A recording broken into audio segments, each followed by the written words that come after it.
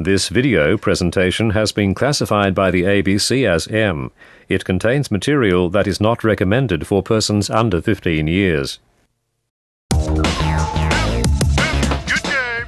For years now, we've been teased with trailers, screenshots, leaked information, and hands-off previews of GTA 4. But now it's finally time to take the gloves off and steal some cars. Back in Russia, Nico crossed the wrong people, made some bad life choices, and did some bad things. Now he's come to the high-paced, high-crime world of Liberty City. He continues to cross the wrong people, do some bad things, and make some bad life choices. But this time he's got a hot date and a sports car. The first thing that you notice in GTA 4 is how small you really are in this giant city. Previously, Rockstar was limited by hardware, so they had to use tricks to make the world seem bigger. Now that we're on to next gen, you instantly notice how everything is more detailed, exciting, busy, but more importantly, alive. Grand Theft Auto has always been a game of many parts, and in previous Grand Theft Autos, they've always been an average racer, an average shooter, and an average RPG, but together on the whole, it's formed a much greater game. In Grand Theft Auto 4, everything is kicked up a notch to make a masterpiece of complex, cross-genre awesomeness. And that's a big call, Badger, but you're right, everything is better. Let's start with Liberty City itself. There's so much more to explore, and every single location, wall, and hot dog stand has that little bit extra detail. From magazines with funny pun titles, to the squeaky noise from the binoculars at lookout points. You can see it in the decor and the wood grain of the cutscenes, and you can see the steam coming out of the vents. It's also the best rain we've ever seen, being heavier in some places and lighter in others, and if you angle the camera upwards, you get more rain on your screen. It looks great in standard def as well, and if you really want to be impressed, all you need to do is take a boat ride. The freedom here is remarkable. Sometimes you'll just want to go driving and stick to the speed limit for fun, and sometimes you'll want to steal and crash a helicopter into the Statue of Happiness. It's not just the locations that make all this work, though. You know there's no good and no evil. Just shades of gray. Relationships are an important part of the game. You can choose to ignore this if you want and just concentrate on the missions, but there are certain benefits to making friends, like car services. Roman is your cousin. Any chance of getting a cab? You need walk? No longer. There's a cab coming to you. Badger, tell us about your first date. Well, it had been a while, Jung, but I trawled the internet and found a nice young lady, made some calls. However, it all ended in tragedy as my bowling wasn't very impressive. I crashed the car and scared her a little bit, and then we fell into a puddle in a putt-putt course. Tough break, man. Well, you know, internet access is cheap in Liberty City, so... There are more random conversations and situations going on than ever before. And Rockstar's integration of the Euphoria engine means that bumping into people, shooting them, driving through traffic will generate many more unique responses. However, almost all the dialogue has gratuitous swearing in it, and some of the phrases are just plain offensive. There are consequences if you shoot civilians or go on a hit-and-run spree, and it's good to have this freedom, but prostitution in the game as a game mechanic, one that you can use, is an example to me of what some may consider 18+ content, and in fact, in most countries overseas, it is rated 18+. I'll suck your cock real nice. Okay, get in. You mind we go somewhere quiet? The average age of a gamer isn't 15 anymore, it's getting over 30 now, so shouldn't we be able to play adult games? It definitely is an adult game, Badge, but the offensive themes are easy to forgive when the rest of the game is so much fun. If you think the car crumple was good in Burnout, then check out this.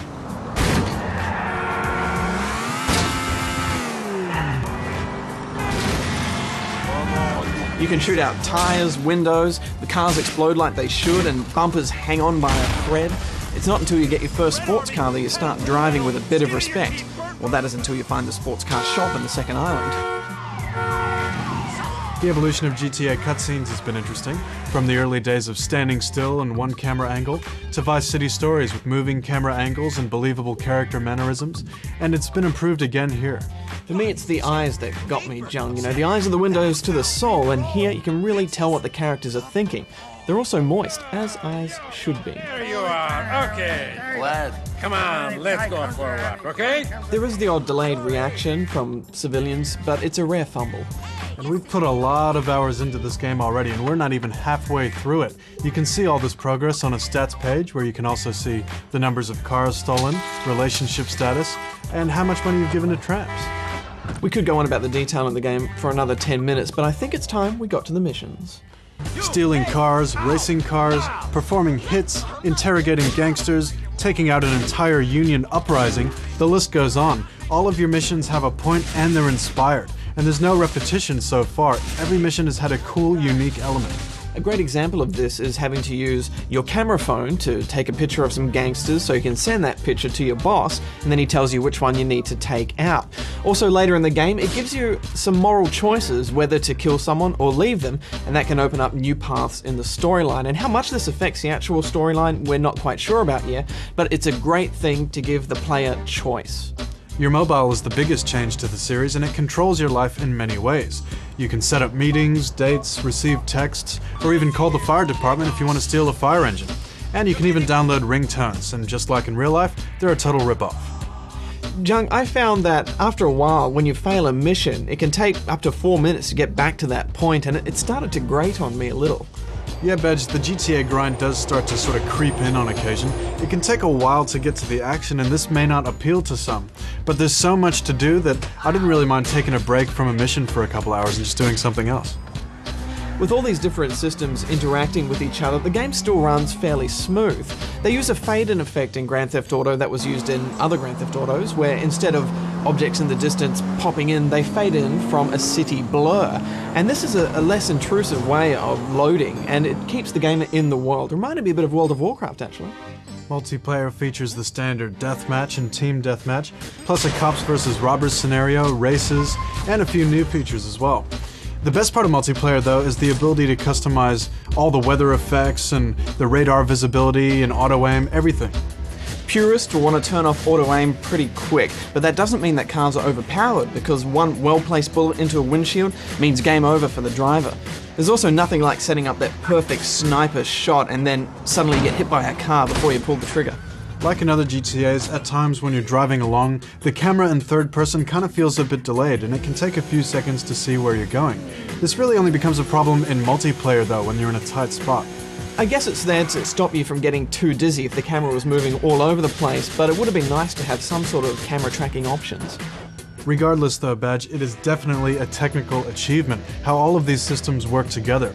And there's so much that we haven't even talked about in depth, like the music, and how the detail in the models goes right down to the ears and the fingernails. How the camera pulls focus to illustrate speed, how the police system has been fixed, and how the GPS system works, but you can still see that technically they've got room to move for a sequel. How shooting someone in the eye actually makes them hold their eye, how you can go into slow motion whenever you want. But I think we should actually start to wrap this up, Badge. Yes, junglers. You know, I don't want to sound like an old fogey, but I actually found a lot of the swearing a little bit too much, and it would have been nice to have some sort of filter to limit this. However, you can't deny the fun here. There's freedom, it's full of surprises. I'm giving it 10 out of 10 rubber gangster chickens. Newcomers to the series might find the first few hours pretty slow-paced, and there is a lot of running around. But you can play this game how you want to. You can read every line of every joke, or you can race through the story as fast as you can. But there is a lot more here than meets the eye. I'm giving it 9.5 out of 10 rubber chickens.